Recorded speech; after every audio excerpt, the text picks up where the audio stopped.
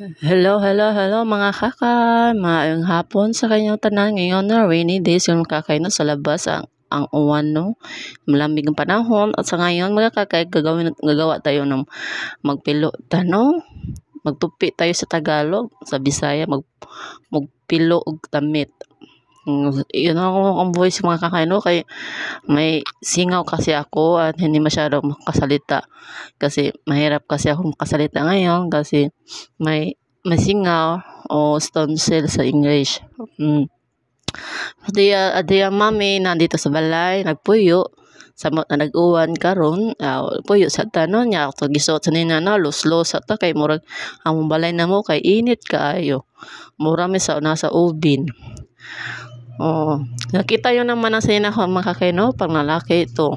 Ayan, binabaraw ko lang ito sa kapatid ko. At yun yun, may makakayo niya.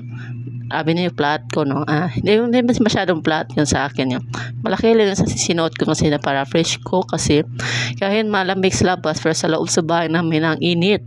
Ang init talaga kasi sirado dito. Close kasi siya. Hindi siya masyadong mataas ang bahay. Oo, yan. May paningot kasi ako, nakita yun ng makakainon, paningot yung tanong niya. Ito, gipilo mas nina, no? Gikan na si Nayhay gahapon, nakaro po siya nagpilo, nakapilo kay busy man kaayon taon.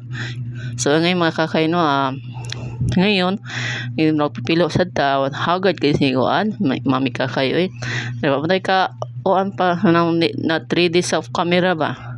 Oh, dahil yung nakakay, wala lipstick, wala makeup, wala sudlay, mo. Haggard mo lusyang to tani lusyang jud dili ngon haggard lusyang na haggard tanaw day ko karili ani ko ano kay dadali ko kay si Kylie taon nagduduwa man sa anin tayma then na nagduwa na siya na ako kay tutoy na taon siya eh didi na taon siya ngapit sa kilid ano yung kilid sa dina kay dako man kay ni makita jud na ko ani ang nagikabira lang na kumagakay no kay bawat pa makita tong parte sa tong lawas no kay na sorry ayan na rin magkakay no kaya ako nagsikikot kay Lina wag sa mga nagdidi kasi may mag-vlog ako kaya nakasabot si Kelly na play lang sa hangar in town